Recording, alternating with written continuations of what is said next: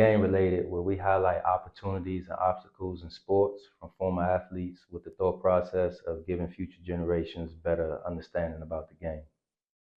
These conversations are meant to bring awareness to the hardships and the opportunities that comes with the game. Let's get game related. All right, y'all, we got a special guest. I'm really excited about this episode. I think it might get a little spicy in here. We've been competing against Ahmad Smith, high school, college. All right, he's gonna come in here and talk to us about, his time playing. He actually played a program that was under probation for a little bit. So he's gonna share that experience with us, along with working his way up through the ranks overseas in Germany, and his just experience with training and coaching and how that has changed over the last few years or the last decade. All right, welcome to the show. Appreciate y'all having me. Appreciate y'all having me. It's kind of weird being up here with a Gonzaga alum, but it is what it is. We went had some good battles. Yes, sir. Yes, sir. Appreciate y'all. All right, so look, one of the things I always like to start off before we even get into everything, I always say everybody's always trying to climb their way to success, right? But once they get there, maintaining that level is a whole different understanding, right? Like you've done some player development, so I always tell everybody you don't want to be the best 8th grader or you don't want to be the best 10th grader, because usually what happens, somebody ends up passing you, right? So like, what would you say to the audience, to the young folks listening, to the parents, on how to maintain that level of success? Oh man, I mean, a great example. I can look at Rennie. You know what I mean? Rennie played. I think he played JV as a sophomore, right? Or yep, right. And me and my dad always talk about how Rennie's career was compared to some people that played freshman, varsity as a freshman. I mean, varsity as a freshman, and then they just never, like you said, never got better. So one thing for me was just trying to be even keel. I know we talked about having black fathers, you know what I'm saying, that was in our life. So my dad was always big on telling me I wasn't that good. Mm-hmm. Even when I'm thinking I'm the shit, excuse my language, he always bring me down, you know what I'm saying, to make sure that I stay at even keel. So I think just having a good supporting cast, you know what I'm saying, right now, especially for the DMV, I feel like we're in a bad place with the handlers, the AAU coaches, the recruiting experts are telling these kids they the number 1 5th grader in the country. You know what I'm saying? And then when they become a senior, you can't even see them in the top 100. So I think just staying even keel, having the right people around you, and just keep working hard. What would you say? So, all right, you had your dad, right? And he obviously kept you super grounded. Pops was a solid dude, still is solid dude. Right. But you got people who have, I would say, I don't want to call them baggage, but they have a cheering group, right? Like what would you say to the people who have fan clubs and like they might be friends or whatever, but they're trying to be supportive, but they might not be doing it the right way, and they like, man, you about to go to the league, or man, you know what I mean, and they hype men, but they ain't really understanding how this process really works. Right. I know you know Sharif. Sharif was like the number 1 8th grader in the country. He had Reynard around him. I think Reynard is one of the best guys to just keep around you. So again, like I said, Sharif had a little baggage with him, but Reynard stayed with him the whole way. You know what I'm saying? We were talking about Brian Johnson that he had some people around him. When the hardships came, everybody fell off, right? You hear Beasley talk about that. Everybody with you when you winning. So you got to just have the right group around you, for real. Solid. That's solid. Solid. Have you ever been in a game and your shot just not falling? Yes. Or you got more turnovers than assists? All the time. Sometimes the best way to go is through. For the Good Therapeutic Services can help you turn a loss into a win. FTG is a group of licensed therapists here in the DMV area who help people create a unique formula to get through tough games, challenges, and circumstances. Yes, give them a call at 571-412-1791 for a free consultation, or visit them online at psychologytoday.com by searching for the Good Therapeutic Services. Again, that number is 571-412-1791 for a free consultation, or you can go online at psychologytoday.com and search for the good therapeutic services. Make sure you tell them to stay gang related. All right, so St. Bonnie's, obviously you was all mad at O'Connell. We could Right. spend all the time talking about that, but I Right. kind of want to get into the bigger scope of things. Exactly. What made you pick St. Bonaventure? Oh man, they came out of nowhere actually. It was kind of who knew who. So we had Kenny Blakeney was up there. He at Howard now. So he played with Joey Wooten at DeMatha. So, yeah, so it kind of came full circle like that. Kenny came last minute. I went on a visit. He was a DC guy. He went to Duke, black guy. So I kind of just fell in love with. I thought he was gonna be there the whole time, but like you said, we had a little incident, and he went his way, and I stayed. So. Okay. Okay, yeah, that was kind of similar how I got to Niagara. Coach Hop went to Gonzaga. He went up Niagara. Out of nowhere, right? Yeah, the little exactly. Yeah, what made it comfortable having somebody from the city up there, especially you going out there being on your own and having a familiar face up there. So that definitely was a plus. Absolutely, yeah, absolutely. For sure. What other schools were you considering? Oh man, Richmond. I had Richmond. I had Providence. A lot of A-10 schools. Did you play AAU? I couldn't play my senior year because of my grades. That's what got me. And your dad was like, no? He was gone. Yeah. Couldn't go to Nike camp. Couldn't go to nothing. Ooh. Yeah, because I played around my 9th grade year at TC. So my G, you got to have a 2.5 in your core courses. So I think I had like a 2.3. So I had to take like Spanish 1 in the summer. So my recruiting went down quick. But yeah. So that's a good for the youngins to know. Try to maintain that GPA because one summer changed my whole recruiting process. That speaks on your character too. Like your dad was more he wasn't concerned going about for your character than you just performing on the court. Because a lot of the schools like Richmond, Providence, Tim Welsh was telling me, don't worry about it, go prep. But my dad, he wasn't with it. So looking back at it, I wish I went prep. Would have changed a lot, I think. Hey, I think a lot of us. Yeah, I had an opportunity, but like you said, Pops and them like, hey man, that was a different time for us. Imagine if we classified 2-3 times. Not just saying just once. Yeah. You know what I'm saying? So we just came up in the wrong era. For real. Came up in the wrong era. Listen, I would say this to the camera.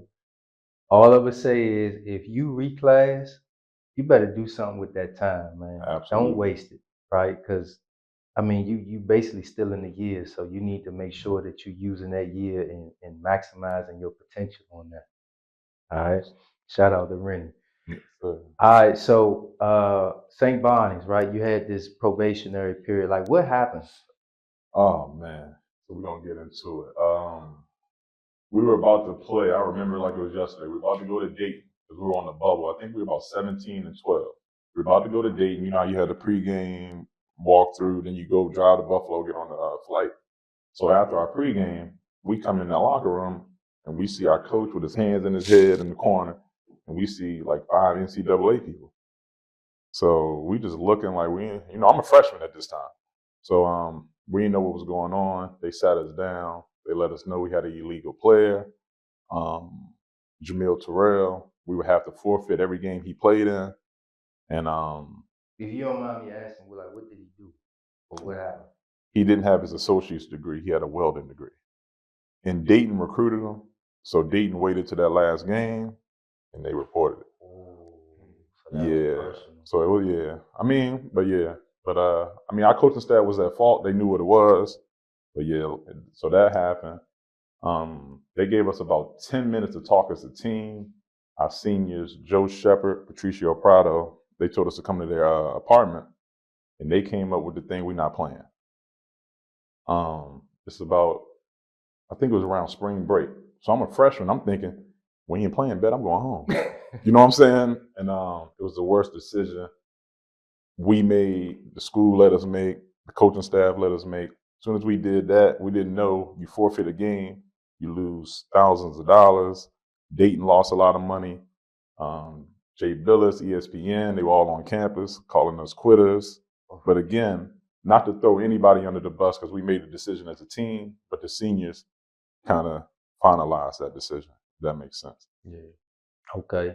Now, like when that happens, do they tell you that you can like what was the transfer rules on stuff like that? Yeah, they told us we could transfer, but we had to sit out a year. So Still? yeah, and Even though so you wasn't at fault on that. so everybody left. Mike Gansey, who was my closest friend on that team, he went to West Virginia, kind of changed his career, almost made it to the Final Four. I think he's a GM or assistant GM with the Cavs now. So he made the right decision. And honestly, it was a good time for me, but that's my biggest regret, not leaving. Okay. I feel like I should have left. Okay. Okay. Okay, well, I know, like, all right, so when that happened, and you felt like you wanted to leave, but with all that kind of turmoil going on, like, what helped you lock in and just keep getting better every year? Because at Bonaventure, you definitely got better every year. What just kept you focused, um, just around that time period, just to stay focused and stay the course and you know, kind of rally the team. Because I remember we played against each other, and that was your team. And you know, and you was the captain, and you was the leader of that team, and so like, how was that time period? Man, my motivation, honestly, y'all might not believe me, is y'all, my peers. You know what I'm saying? I see y'all at Niagara, y'all going to the tournament, y'all winning. Um, who else? I had Marcus Green on my team, one of the hardest workers, little short dude, wears shorts down to his ankles. Shout out to Marcus. Hey, Shout out to Marcus, I yeah. remember you, Yeah, Marcus. shout out to Marcus. But yeah, man, honestly, looking around our area, seeing y'all doing well. Who else was Calvin Cage was up in Buffalo, yeah. So I would see Rennie sometimes going home. I see him going home. So honestly, just trying to stay the course with y'all. Okay. So where you get your skill set from? Because I know, you know, you're a complete player, like Right. big guard, Right. could pass, get the team involved, could shoot it, Right. could get in the lane, like could do Right. it all. And I know the games we played, you gave us problems. 'Cause I remember I used to just laugh. I'm like, he is killing you. Not you. but just my teammate, I'm like, I want to see this, so I'm not going over there to guard him. So I want to see him put some work in on you, because we in practice. You know, people think they shut down defenders. I'm like, yeah, I know he could do. Stan, y'all Let me defender. see. Stan was y'all defender though. Stan make you work, man. It wasn't easy work at all. Yeah.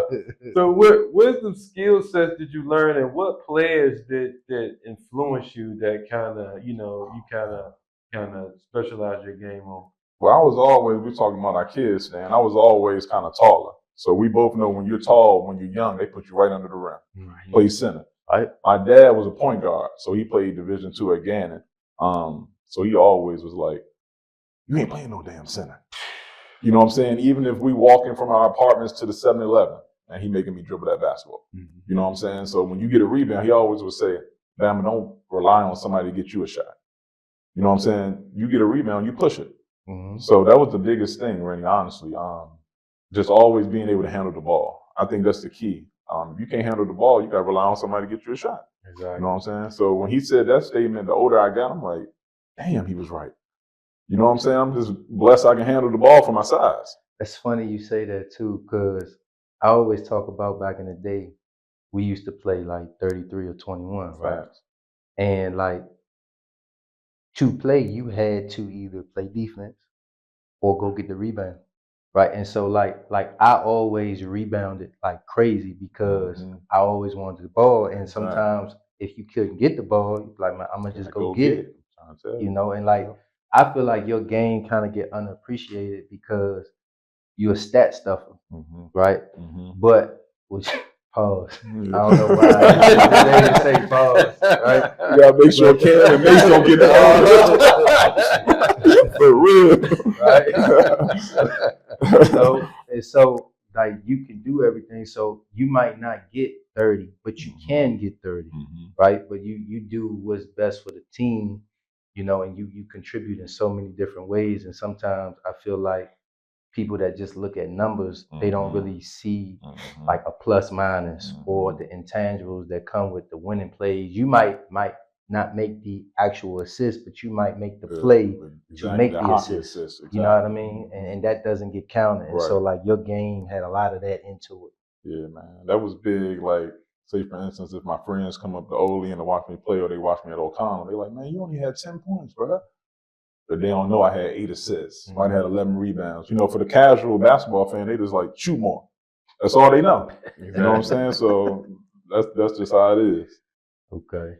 So at St. Bonaventure, like, did you have to make an adjustment, like on like roles? You know, your different years. I know, you know, coming as a freshman, out the backup point guard, and split, and then, you know, sophomore, you know, that changed and stuff like that. Like, so how was that experience? Man, it was big, Rennie. Honestly, that's a great question. My freshman year, I was backing up Marcus, more of a point guard role. Then the new coaching staff came in. They didn't recruit me. You know what I'm saying? So it was just a whole different ball game. Came in, had me playing the 3. You know what I'm saying? I'm guarding, you know, D1, 6'7" 3. So it was an adjustment, man. That's why I said I think I should have rolled out. Honestly. It was a good experience, but I don't want the Bonaventure fans to get mad at me or any of that. But I just think for me, my career could have went a little higher if I would have left. Okay. Yeah, because I think that was your senior year. Yeah. Because did you go back to the 1? Yeah, a little bit. Yeah, I had to prove myself, Rennie. I guess they was, you know what I'm saying? But yeah, it was tough, man. Losing that much was the hardest thing for me, man. I'm not used to it. Them last 3 years are probably the hardest of my career in terms of losing and just nothing happening. You know what I'm saying? I liked y'all team because it was you. Yeah. Lofton. He should have played more. Pat should have played more. Lawton. Yeah. Lawton played. That was a lefty, right? Yeah. With the curl. Yeah. Then Wade was Wade was up there with you. Wade was up there. So I was like, it's all about putting the right pieces out there. Yeah. You know what I'm saying? Like but you know, we had Tyler Ralph. Everybody was playing out of position, honestly. And then what was the kid named that was Proctor used to always instigate between me and him. The point guard dude from Paul he went to Paul VI. He came in I think he came in last year. He was the point. He had the cornrows, right? Yeah. Exactly. Shout out to Teron. Yeah, I ain't seen none of them dudes, talk to them dudes in years, man. So I don't know if y'all stay in touch with y'all college players, but it's difficult for me. Few, exactly. You know, life be lifing. Life be lifing. Yeah, for sure. All right, so now we going into so now the professional career and selecting the agent. Like, how was that experience? Definitely talk what that process was like. Did you stay with that one agent for your entire career? And you know, because for me, a lot of the players that came out of school, we had an agency that was affiliated with the school. I didn't go with them. I went and did something different and wanted to go with a hometown guy. And my experience was a rocky one. So that's funny you said that, Remy. I went with the same one everybody else went to, and I had the same rocky experience. You know what I'm saying? So I don't know. I think I played 8.5, 9 years. I probably had like 5 or 6 agents. So what you just why you kept firing them? Man, I was big on where I stay. So, bro, if I get off that flight and my apartment terrible, you ain't take care of that, I get rid of them for that. Money things, not staying in touch. You know what I'm saying? Before I sign, I talk to you every day. Then when I sign, I'm over there, I don't hear from you. You ain't come to one game, and you from that country. So, yeah, I was just going through agents, honestly. Like when you met with them, like what was y'all like? Did they have a game plan for you? Or they did. I met with 3 of them. I think we went out to eat in DC with my parents, and they were all just saying the same thing. Honestly, saying they're gonna look out for me. My parents got nothing to worry about. They're gonna give me the best deal. They'll always be there. all of that was false. to be real about it, you know what I'm saying? I didn't have a good agent experience at all. Okay. I don't know about y'all, but mine was terrible. I did not, man. I didn't have a good experience. Yeah, mine wasn't at all. And I know both of y'all know all three of us are good enough to get to that top European level. A lot of it is agents. Putting you in front of the right people. Exactly. Exactly. Yeah. What would you say is like for kids, players listening, like what advice would you give them on picking an agent? Like what questions would you ask them? Man, I would ask them for a list of the players that they represent, so you can talk to them. I think that's the biggest thing that I didn't do. You know what I'm saying? I talked to the players that were there at Bonaventure previously, but I ain't talked to, they give you this pamphlet with all the guys on it. I should have said, can you give me their number? You know what I'm saying? I think that would have helped me a lot. See how that experience went. I just ain't have, I ain't have a big homie, you know what I'm saying, that could walk me through the whole thing. So I think if I would have had that, that's why I kind of envy with the PG and DC. Y'all look out for each other. All right. Alexandria, Virginia's every man for himself. You know what I'm saying? We got a guy that made it to the league. I don't want to say no names, but you got a list of guys that came back. I mean, that's under him. Help us out a little bit. Give us some, you know what I'm saying? Give us some game. There you go. Right? Just give us some game, man. You know what I'm saying? Yeah. Come back and help the youngins that's looked up to you. Got you. I got you. No, that's real right there. So obviously, I always think it's an adjustment from college to overseas. Like for you, like for myself, right? My first scrimmage overseas, I probably did the same thing in college too. I had so many turnovers. I was traveling. Like I traveled, just the traveling alone. I probably traveled 5 times, and I kept looking at the ref. I'm like, Joe, I'm just jab stepping and stepping through. Right. Like, what was the biggest adjustment from college to overseas life as far as like playing? My first scrimmage stand, I tried to save the ball and call a timeout. The whole stands, I didn't know you can't do that over there. You know what I'm saying? So everybody was laughing at me, but man, just being able, both of y'all can really shoot the rock. I mean, just being able to make shots. You know what I'm saying? Consistently make shots because the court's smaller.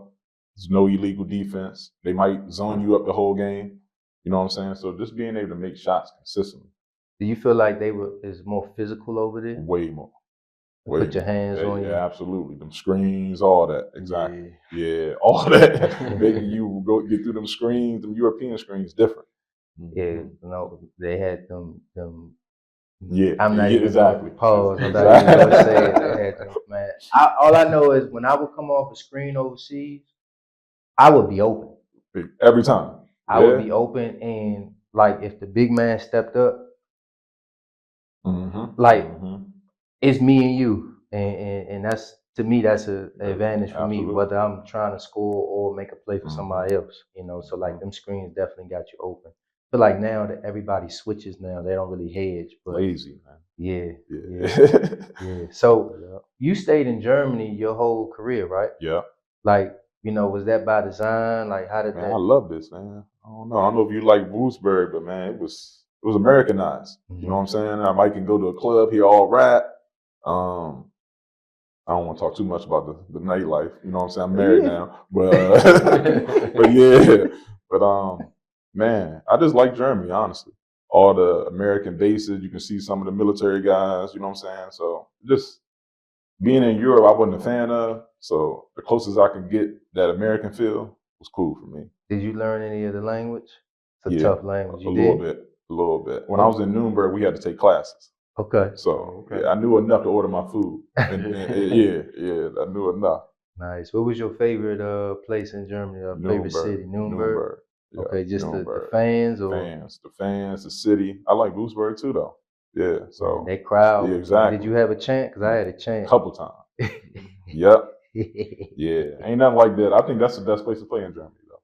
Wolfsburg. Nice. Nah, Dirk Nowitzki from there, so he kind of laid that foundation. Exactly. Yeah. Exactly. So, like, let's talk about routine, right? You played 9 years. You had to obviously be doing something to continue to stay healthy, keep yourself in shape.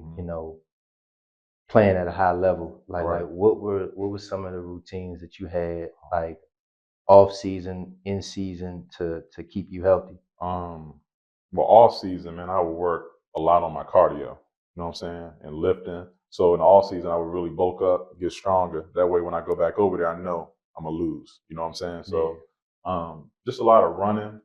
I ain't have a trainer like these dudes do now, where I could just pull up and work out with a guy. I wish I did, but What you used to do, like heels and stuff? hills, bleachers. You know what I'm saying? It's like a lost art. I It feel like nobody is. run the It steps no is. more. Yeah, I tried to get some guys to do it. We ain't doing this, and they play high level D1. So they said our coaches told us this. It hurts your knees. So I don't know, man. It's a different. Yeah, man. Yeah. They don't know the grind. They don't no more, understand man. the grind, man. They don't get it. But it's funny you say that. You say it hurts your knees, but I feel like more players are hurt now than they feel were me? back in the day. Exactly. Yeah, That's Exactly. interesting. overtraining. Too Right. much. I agree with that. Starting super young and just kind of burning out too early. Facts. I agree with that. I think that's the biggest issue, Rennie. I like that you hit on that one. Yeah, I think the training thing is crazy right now. Yeah. Like, Crazy. did you do anything with your diet Yeah, well, I don't eat no red meat or pork. even before? Even before. Okay. Yeah. Okay. So That's a big help. the right there. big help. Try not to eat a lot of fast food. You know, when we were younger, I could, but now I'm older. You can see that thing you eat. Yeah, you can see it now. But yeah, this being consistent on the grind, though, Stan. You know what I'm saying? I always was. If I feel like I'm not doing nothing, I feel like Rennie doing something. You know what I'm saying? That's how my mind was always, and my dad always inherited that in me. That's kind of how I lose clients training. I'm not big on, hey man, let me get my phone. I come from the era where I don't even want him to know I'm working. I want him to think I ain't doing shit. Yeah. You know what I'm saying? So then when the game come, Yeah. Ain't no study, ain't no highlight ain't film. no You studying. can't These see kids and these parents nowadays, they don't like that. They want to be showcased, and so they'll go to another trainer that does that. It's not about getting better no more. We're gonna talk more Okay. about that. We gonna talk more about that because we got definitely some stories on that one. So I would say, what's one of the things that most people, just the common folks, don't know about overseas life? You lonely. Lonely. I tell my wife, I tell my friends now, I think I can go through anything. I was in another country for 10 months by myself. I might have one American on my team. I feel like I can figure it out. You know what I'm saying? I know both of y'all can attest to it. You lonely. Yeah. It's just time to yourself. You know what I'm saying? We used to call it jail, but it ain't jail when you think about it. But you know what I'm saying? Over there is practice home. You know what's funny? I was so tired a lot of times that I wouldn't really get out to see the country, or you know what I mean? So I didn't really get a chance to see that. That was Did my you? biggest note. No. Sightseeing, I'm saying. And I regret it now. But like you said, I wanted to go back and take that nap. I look at somebody, I still talk to Ginyard on the regular. This dude played, he was going country to country, just seeing stuff. You know what I'm saying? So that's one thing I think I should have done a little more. And you said like your best year was probably what, in Nuremberg? My best year. Yeah, best year probably was in Nuremberg. I was there for 3 years, so probably my last year in Nuremberg was my best year. What was your worst year? Gotha. I was in East Germany. Ooh. Yeah. I went for the bread, man. And one thing for the kids, man, if you're comfortable in a certain situation, it ain't always about the bread. You know what I'm saying? I went to East Germany, and they're known for racism. You know what I'm saying? And I thought I was just gonna be able to go to the gym at home, but that it took a toll on me, and then that affected my play. What was you experiencing over there? When I go to the grocery store, it just wasn't warming. You know what I'm saying? I can tell people looking at me. I feel like you always had to look behind you. Exactly. And all the Nazis, things like that. So we'll try to go to the grocery store 3 deep. You know what I'm saying? Just to make sure if anything happened, we good. Okay. Yeah. Okay, so let's say we're gonna point the scenario. Let's say we're in a game. We need a bucket. What's your go-to move? What you go-to? My go-to, I think I'm gonna go right, Rennie spin back left. That was always my thing because my dad always told me, I'm giving away secrets. I ain't playing no more though. So he always told me something. The first thing the coach tell you is beat you to the spot, right? So he said if they beat you to that right hand, you always spin back to your left. You know what I'm saying? So that was always in my head because I know if I go right, you got to beat me. I'm just gonna go. You know what I'm saying? So when they cut that off, I would always go to that spin. Was it off a pick and roll or just the ISO? The ISO. Did you want the ISO at the top? ISO, yeah. Man, pick and roll wasn't that big when we were coming up, right? Right. Yeah. Now it's pick and roll, everything. Over pick and roll. I told y'all we came up in the wrong era, y'all. Came up in the wrong era. All right, so you going right, spin move back for the lay? For the lay. Okay. For the lay. Yeah, that's kind of no, we had Ed Basson up here. He said he going ISO. Then we had Trey come up. Yeah. Trey said he'd do the crossover, but after the crossover, he going with the spin and left. So Trey spin was crazy. Yeah. So that was everybody kind of on the same path. All right. So at some point we all get to a point where we call it quits. Some happen early than others. So when did you know it was time that you was like, okay, all right, I'm gonna go ahead and Man, one time I was tying my shoes up for practice, y'all, and I was like, I hate this shit. For real? Yeah. I was in Heidelberg, Germany. That was my last year playing. And we were about to get ready for the playoffs. I'm like, this ain't here no more. And it might have been that I stayed in that same league, so it wasn't any motivation no more. You know what I'm saying? I was already been MVP of the league, first team of the league, and I'm like, shit, I can't get into a Euro Cup team? You know what I'm saying? So I'm like, man. You feel like your agent couldn't? Yeah, I just felt like he wasn't trying. And after a while, I got tired of, hey man, you just go over there and average 15. I'm gonna get you in another country. You average 20, I'm gonna get you. It just seemed like every year is something. You know what I'm saying? I didn't see what I wanted to see. You know what's funny? It's not funny, but when I was trying to, after I got hurt, I was trying to get myself back over, right? And I actually had a team reach out to me and was like, we were trying to reach out to you mid-season to try to get you to come up, but your coach never responded. See? Like, yeah, I'm sure that probably happened. Yeah, so many stories of that though. You know what I'm saying? And it just get old, man. It just get old. I never wanted to be one of them guys that still was chasing it either. You know what I'm saying? So I was at peace when I gave it up. I was going, go ahead. No, go ahead. I was going to say, kind of to piggyback on that, that was where you kind of fell out of love for the game. You just like, you ain't want to work out no more. Not basketball wise, to be honest with you, Stan. Probably that 2 years, the first 2 years when I was done, I ain't really want no parts of it. You know what I'm saying? I'm kind of like y'all, man. A lot of people that grew up with us, they still playing at the farms.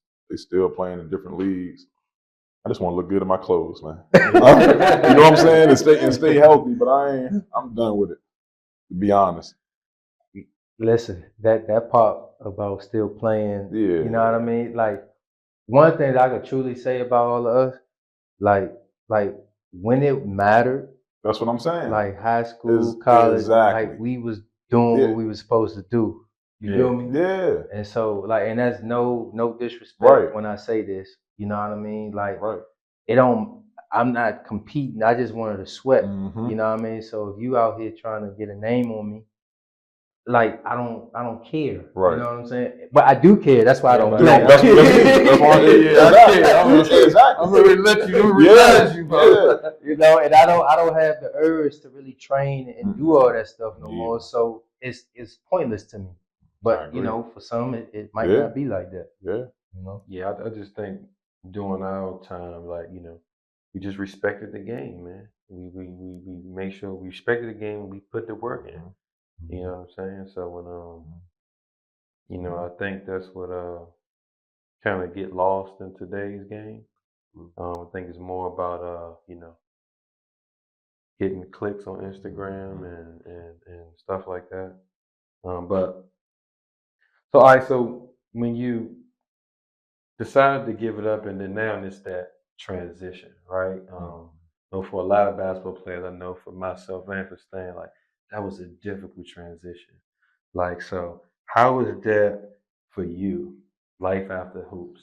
Man, I was blessed. I was lucky that my college roommate, one of my best friends, Tyler Ralph, is one of the best trainers, you know what I'm saying, in the country. So he kind of flew me in with the skills training thing. We went to China together, went to some other countries together. So Rennie, honestly, he just threw me a lot for real. And I started coaching. Stan used to still be around AAU. I coached at O Connell for a year. Okay. Right. And that's why you're laughing. I thought it was going to be an easy transition, but it was the furthest from it. And I was one and done like Melo at Syracuse. For real.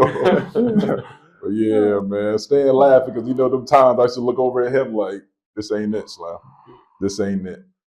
Yeah, we got a lot of stories on that. Yeah, just seeing, man. running into each other. Yeah. Because some of your guys played on the AAU Only thing with you. with Yeah. me, and it Yeah. was. Shout out to Aiko and them, but yeah, man, it was a rough time, man. This ain't the same, Rennie. How we came up, this ain't the same. The kids are different, coaches are different. So yeah, I wonder if the coaches feel like they gotta adjust, or else they gonna get ousted, or they just I can't don't speak care no on more. any other coaches, but my coach, I feel like he feel like he gotta stay with the. Or he gonna get extorted. You know what I'm talking about? Exactly. Yeah. I feel that. Like they just everybody's trying to create these pipelines, and you're just trying to keep everything steering in that Man, same imagine direction. when we was coming up, how it is now. They say all kids from 4 to 6 play for takeover. You know, like it just, they play together all year, then they play in high school. Like, I don't know, it's just different times, man. Like, we ain't have a team we all play together in the off season. You know what I'm saying? Or the AU coach come out practice and just sit there. Like, Steve ain't letting that happen. You know what I'm saying? Like, and that's why I just feel like Steve is an honorable dude. He doesn't go with the with the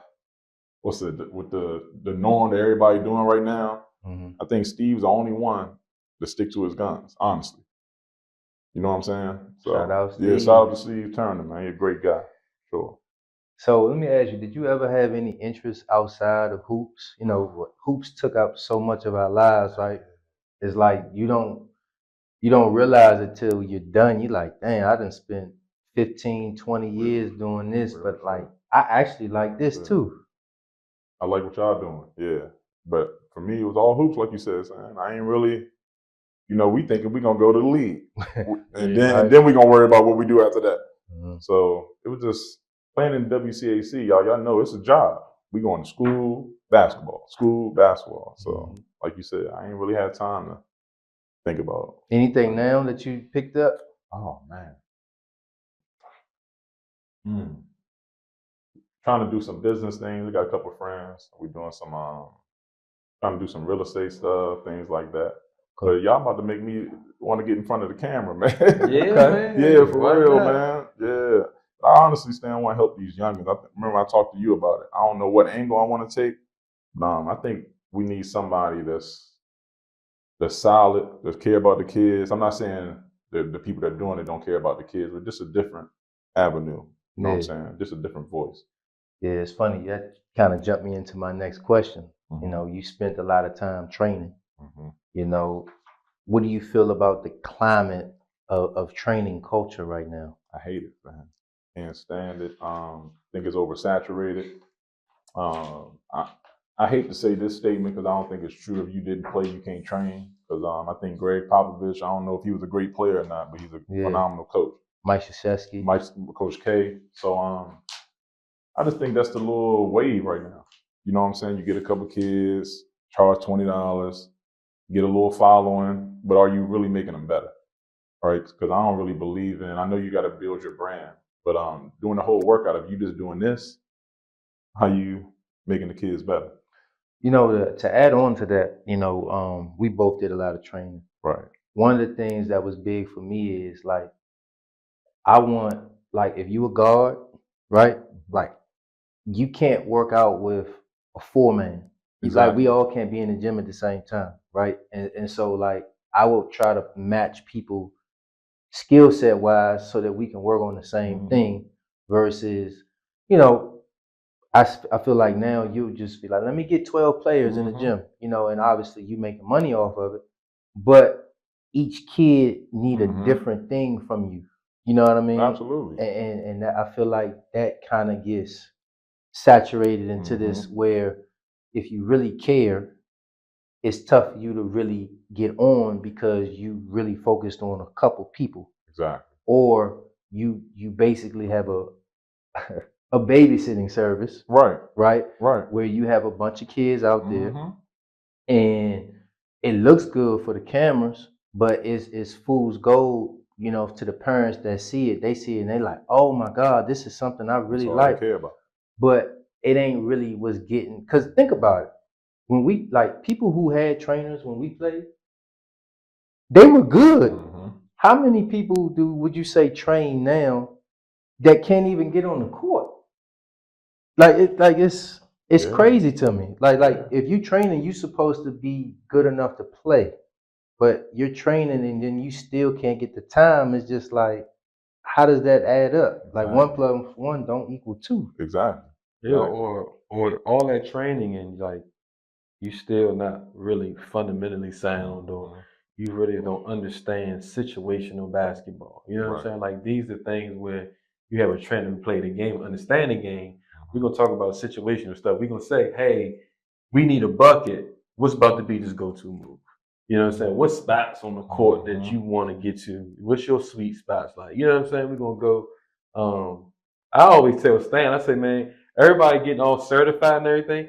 Man, we need to have a certification, man. That's real. To be a trainer. Yeah. So you can't just say, I Yeah. mean, not saying that somebody who don't have a certification can't do it, but at least a parent could say, oh, I met this guy and he said he wanted to train. I saw these videos, and I met this guy. He said he's a certified basketball trainer, where you literally got to study and take a test about situational basketball, just really about basketball IQ stuff. At least if you didn't play the game and you took this course and you really learned, at least I can still give that knowledge to the kid instead of me not even giving you anything. You know what I'm saying? Facts. So yeah, that I think that'd be cool, since you need a daggone certification for everything else. And I just say also, a lot of the trainers in the camera more than the kids. And shout out to Tyler Ralph. That was my biggest thing. Me and him would go at. He like, man, you don't put no content up. I'm like, man, I'm not about to get in dribble cones and do all that. That's just not what I'm doing. About you. Yeah, not what I'm doing. So and if we all three of us had a trainer service, I feel like trainers, like you said, you can't be a 4-man working out a shooter.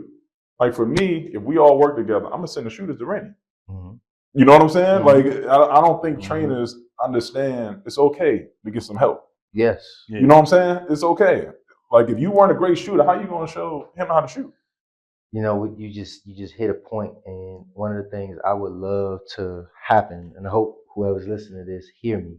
Like, we get so attached to this my player, right? And I hope we get to the point where, it ain't gotta be every day, but once a week, right? Let's all get our guys together and let's powwow, right? It ain't no, I'm about to steal your player. I don't want you around him. You know what I mean? Let's get away from that, because I think it takes away some of the purity of actually developing. You know what I mean? Like you just said, Rennie's a good shooter. You got 1,000 things that you can hit them with versatile. You know what I mean? And like, we better together than apart. You know what I mean? But that takes away from your individual brain.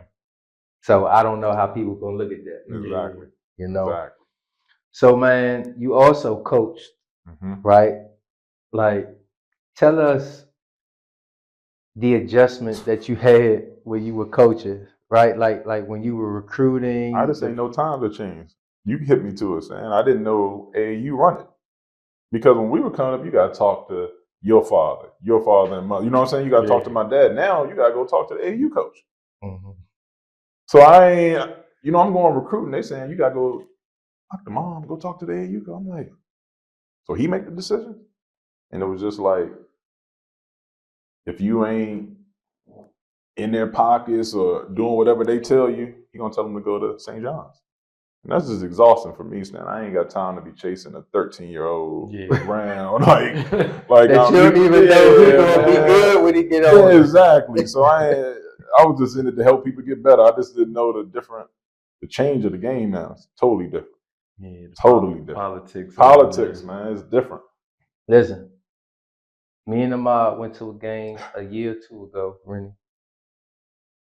On the front row of the game, it was labeled. What was the label? VIP section, and it was nothing but AAU traders and handlers, all just sitting front row. I couldn't believe it. I come in O'Connell. I got paid to come in. We at O'Connell. I'm sitting in the stands with Stan. These niggas up here in the front row looking at banners and shit. Like, didn't I do? Yeah, it's just different times, man. It's crazy. It's crazy. Yeah, they got them VIP now. Yeah. So you feel like high school in a way is they're leveraged, but like they have to deal with AAU or else they just not gonna have a program. He told me they don't even care about the high school game. So I was like, what? He's like, man, we care about the AAU. Yeah, so he's like, the WCAC championship ain't like when we came up. You know, we want that. They want the Peach Jam now. It's just different. It's just different. Wow. Yeah. It's just different. Let's take over slogan too. Oh, it is? Oh, I don't want them to sue me. My bad, y'all. My bad. But yeah, it's different times, man. Yeah, well, speaking about the different times, so what's your thoughts about the NIL? I'm jealous, man. Like how do you think it affect recruiting and stuff now? For the big schools, I think it affected. I think they said Cooper Flag was like 500,000, UConn and like $2 million a dude. Damn. So yeah, you know what I'm saying? And I think the top player at Bonaventure last year is gonna fuck y'all up. Made like 95. Damn. We would love to have that. You feel me? What? Club man, what? Bro, you ain't gotta give me nothing about 25 a month, 2,500 in college. That was good. Listen, I just want to say this. When we went to school, 10 stacks go a long way. You ain't lying. What? You could have bought a house. Hey, y'all, tell them about that code up there, though. People don't be believing me, man. That's different. That's that hawk right there. That's the real hawk. I'm trying to tell you. You gotta get your coat from up there. Yeah, exactly. So let's say this basketball in general today, man. Like, I know earlier you said you don't really enjoy watching it. Like, I guess just talk about that and just like how it's different. And then you know what? One thing we was talking about before the interview started, like, I don't get the in-season tournament. Yeah, man, I was just watching something on Instagram. Bo was hollering. He was saying he don't even understand. Like, he's like, I'm just showing up to play. I don't understand it either, y'all. I'm lost, man. I don't know. I don't know nothing about this, man. I'm just we was talking about it earlier. It's like, do they play for a championship? Yeah, is it who come out of this side, the east side, and the west? Each player win 500,000. Huh? To the winning team. They went 5. Yeah, I don't like they. But that ain't nothing. That's a lot of them. Yeah, so I don't. They wasting their time. Somebody gonna get hurt. They gonna wish they ain't had that in season. Exactly, right. And then they was always get mad about the low management, but then now, about to put an in-season tournament. Like, huh? Make no sense. Man, do y'all watch college? I'm gonna be watching some of my youngins, but I feel like that. Which one y'all prefer, college or the league? I don't really be watching college like that no more. I like skill sets, right? So and I watch the league. Yeah, but like it's hard to watch the league too at times because it's sometimes I feel like dudes do too many moves, right? And like you can literally just size somebody up and shoot over top of them, but you tween, step back, and I don't necessarily know if it's necessary. And like it's so hard to compare errors, right? Because when you do it, it sounds like you hating, right? But I'm not hate. I know that basketball been played 20 years before we played. Mm-hmm. And like cats were still successful. So Mm-hmm. it evolves, but then you just be wondering like, is that necessary? Right. And so sometimes I get caught up watching that and I just be like, I want to see somebody lock people up. Mm-hmm. I like the girls' game, y'all. Yeah. Yeah, man. The girls keep it basic. That's why I've been training a lot lately. Oh, okay. They listen, you know what I'm saying? Because they're not that athletic, no offense, but they're not as athletic as us. So they know to get to my spot, I got to really pay attention. Mm-hmm. You know what I'm saying? Angles and all that. You know, I might tell a guy that, man, I'm going to get that off. You know how it is training certain kids, man. It's hard to. Till they run up against that 6'7" athletic dude, they be like, "Man, it don't work no more." Yeah. So you like watching pro more than? Yeah. Okay. It's hard for me to watch a college game, man. Unless I got a youngin playing in it or something. Yeah. Okay. Yeah, I think when I'm watching, I definitely like to watch pro. Yeah. But it's only like certain teams. Like now, I can't just. Before I could just watch any game. It was like I just love watching the game. But now it's like I like seeing like the dude Edwards from Minnesota. I like watching Shorty play, right? And like his approach, like he just relentless. He can shoot it. He can dunk on you. Like it's like like kind of old school. Yeah. So it's like certain players like that. Like when they play, I'm like, oh yeah, I want to see this because he gonna play the game the right way. You know what I'm saying? It's gonna be competitive. Yeah. So it's like So who you like watching? Me. I'm a Bron guy, man. Bron? I'm a Bron guy. For the young boys, I like Ant. I like Ja. Who else I like? I like that new Wemby. Monster. I haven't seen him play. Yeah, monster. I saw him against KD. Monster. I don't know if that body type can stay healthy though. Yeah. Okay. We'll see though. Okay. Yeah. So who you like, son? Oh, I like Shea. Youngin from OKC. You like Shea? Yeah. From OKC. Yeah. I'm a Dame dude, man. I've always liked Dame. I want to see what he do with this platform that he has now. Because I always felt like his teams were just okay. But now, like, he's never had two dudes, in my opinion, that can do it. You know what I mean? And so, like, all right, you got these guys now. Might get on one, man. So I want to see how that plays out. I like De'Aaron Fox too. Tough. Tough too. He got that old school. Yeah, he come from the old law too. He play hard, compete, and obviously there's a lot of other guys, but like I'm a guard, so I like watching guards. How y'all feel about the top point guards not guarding each other? I don't like that. You don't like it? Okay. Like I know they say, oh, it's strategic, but if I'm not guarding him and my man is still getting 30, like why wouldn't I just try to put each other together and then see who the top dude is? Like that friendliness. We be talking about this, like everybody's so friendly. You know what I mean? Like I want to compete, and I want to compete against the best. We was just saying this. How many times has KD and LeBron played each other in the last 5 years? Once, right? They just said it. I mean, that don't happen back in the day. So like I want to see the matchups like Kawhi and LeBron the other day. That was a great game. They was bumping. Did you see that joint? I fell asleep. I watched the highlights. I ain't even watch it. I watched the highlights, but like they was bumping. Right. You know what I mean? And so like that gets everybody ready to go, and that's entertaining. But that's what fans want to see. We don't want to see KD getting guarded by no offense, PJ Tucker. Right. Like I want to see him get guarded by Giannis, or wherever. It's funny you said the friendliness thing. Back in our era, you had two of your closest friends was on my high school team. You couldn't tell when y'all played each other. I'm talking about even in the summertime. We up at St. Albans, y'all might go to blows.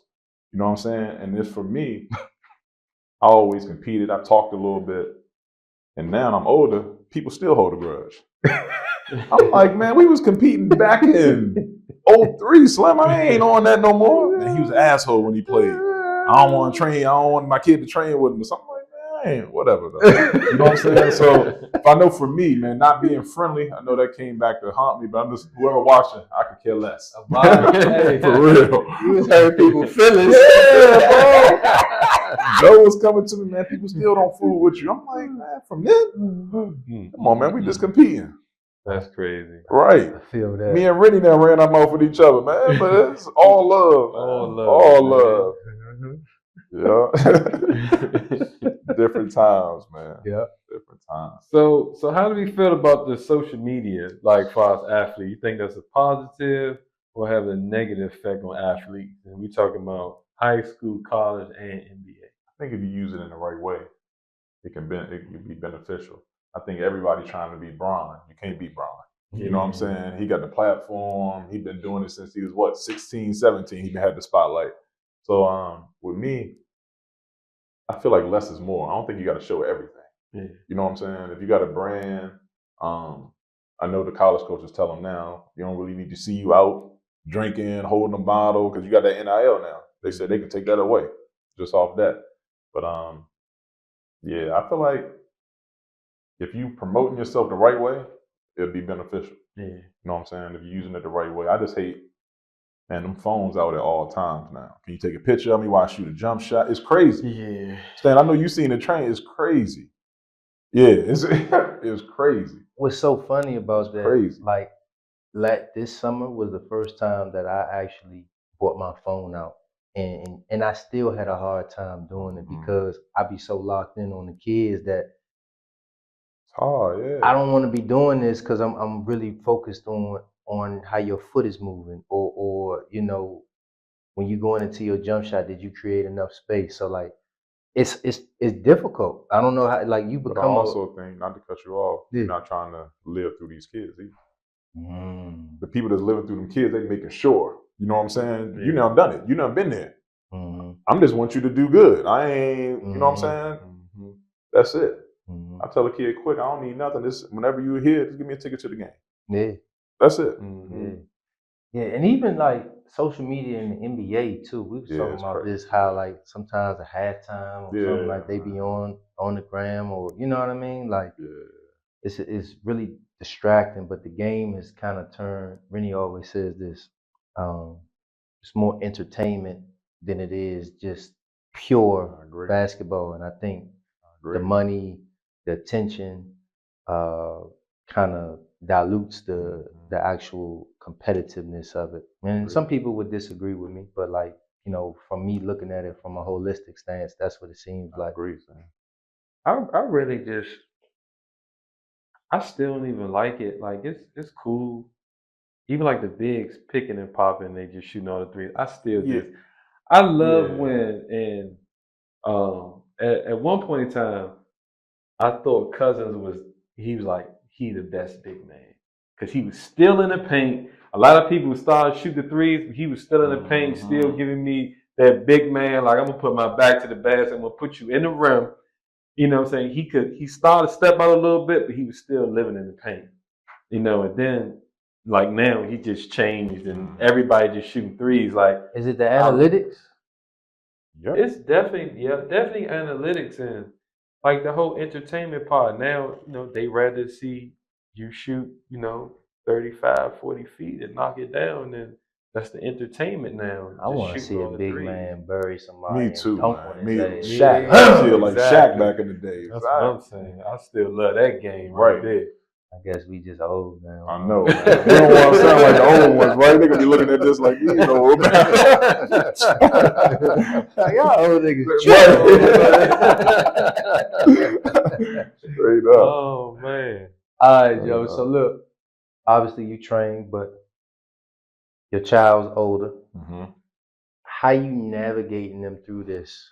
You know what I mean? Like, what would you have them focus on? Would you have them focus on the business, the skill set? Like, what would you do to help them become a basketball player and successful? Like, you know.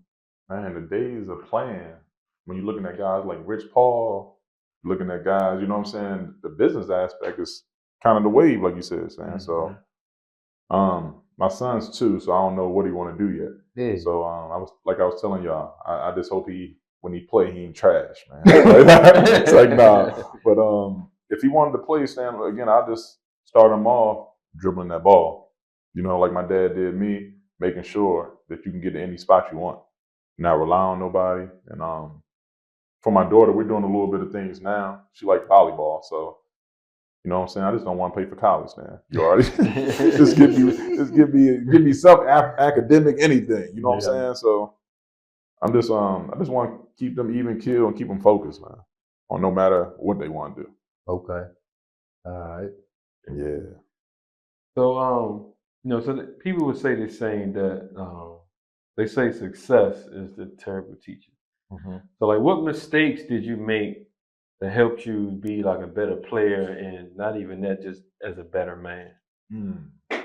Well, we talked about my college choice, staying there when I feel like I should have left. My agents, I feel like I'm not a big person to dwell on the past, but when I do sit back and think about things, I'm like, man, I could have did that different.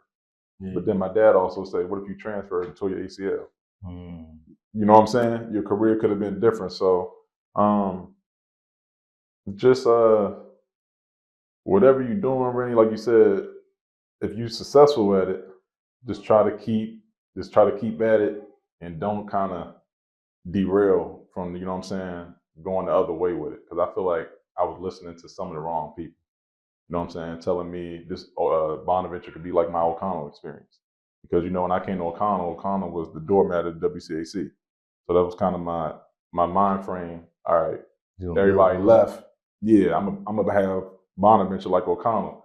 But knowing recruiting, we lost scholarships, you know what I'm saying? I ain't know any of that. So just having the right mind frame, I would say. Okay, cool. All right, we got a little game, man. Oh man, I'm nervous. I'm We- nervous. Listen, we haven't added no drinks or nothing to it. You just pick either or both. All right. All right. Alhambra or Virginia State Tournament? Come on, y'all, Alhambra. Alhambra. We got some funny stories about Alhambra Oh man, too. I got endless stories on that little cheese bus.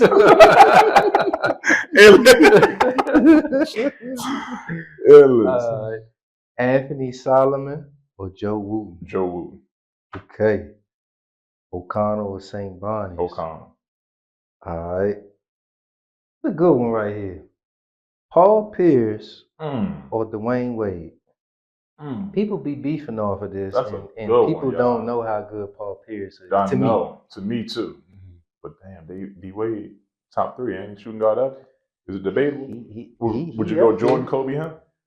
He up there. Damn, Stan, that's a good one. Yeah, that's a good one. Fuck me up with that one. You know, I'm gonna say this too, real quick. Damn. LeBron's move is Paul Pierce's move. It is. I just want everybody to know it is. It is. Yep, he got it from him. That was Paul Pierce's move. It was. Go look at Paul Pierce. That was his move. Who got the most points, man? You know? I feel like Paul Pierce probably do. He played longer? Because he was, I feel like D-Wade had to split from being the man. And Paul Pierce was always the man. Even in Boston, I felt like he was always the man. Yeah. Damn, I'm going to go with, you know, made me pick Pierce. I'm going to go with Paulie. Paul. Now, they be carrying Paul Pierce, man. I don't like that. I don't like that. D-Wade was special, though. Yes, he was. He was special. He was special. Paul the truth or nothing. Yeah, you're right. I think I know this one. Coaching or training? Maybe I don't. I'm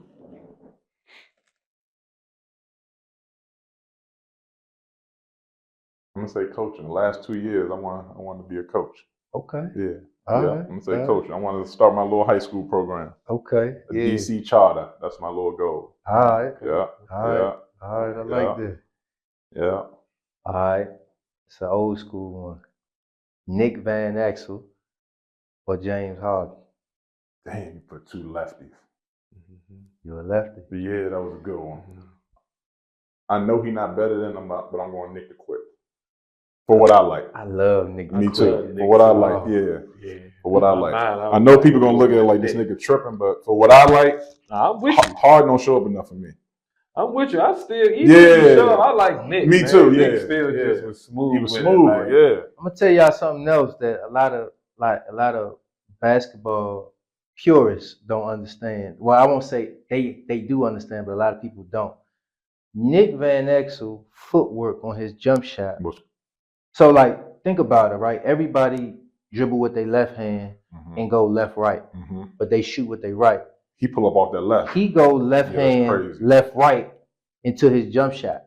So he's stepping. He go left and go right into that joint. Left, right. That's hard as shit. That's hard. Like when you teach people right hand. Paul Pierce do that good. Yes, he do. When you teach people right hand, right left, like it's so unorthodox that people have a tough time with it. And like Nick Van Exel. Because for y'all, what is off your left hand? Yeah, left, right. And as a lefty, to be able to do that, so that means if you do that and you come up, you go into your strong hand. Like he used to crush people Nick with was like that. Yeah, like that. All right, I got another one. Okay. Penny or Luka? No, I gotta go with Penny. That's the reason I rocked that one. I'm going with Penny. Okay, that was easy. Penny, yeah. All right. Kobe or Bron? Bron. Okay. Bron or MJ? Damn, you messed me up. Everybody gonna get mad. To me, Bron the best basketball player ever touched him. To me. That's a bold statement. To me. All but right. give me one game, I'm taking MJ. Okay. For one game. Body of work, I'm going Bron.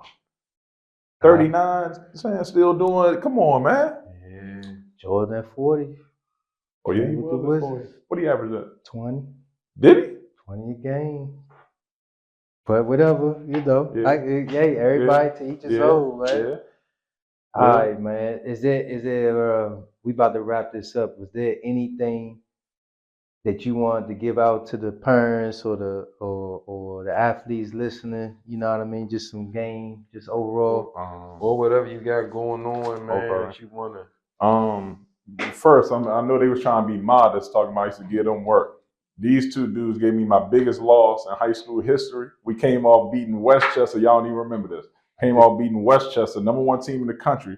We came to Gonzaga, the number 1 team in the area, top 5 in the country. Y'all beat us by like 38. Rennie hit about 20 in the first half because Joe came out going zone. You remember, don't you? I'm looking at him. Going zone for it. That's shooting in the ocean. Man, he was dog, man. Y'all was dogging us, man. Y'all was dogs. So I want to give y'all a shout out. And, I appreciate y'all having me. But other than that, man, I just want to tell these youngins, it's crazy right now in the DMV with the violence, man. We need to, I think we should come together and try to get these kids in the gym, man. I ain't never seen, I'm in DC a lot, so I've never seen the DCPS league this bad. You know what I'm saying? It's real. Even when we were coming up, you know, it was at least 4 or 5 D1s. You might find one now. So just trying to come together and not always worrying about working with the top player. But you know what I'm saying? Just trying to get these youngers off the street, to be honest. And in any way I can help, if anyone got anything going on, I'm open to it. Right? I'm trying to start something up, but if anyone has any other ideas, I'm with it. Awesome. Cool. Well, Brody, man, I appreciate your y'all time, for real. man. This was awesome. My dog. Yeah, man. Appreciate Y'all make y'all. sure y'all tune in for another episode. Thanks for tuning in. Thanks for tuning in. Get game related. We got relations. You know it's game related.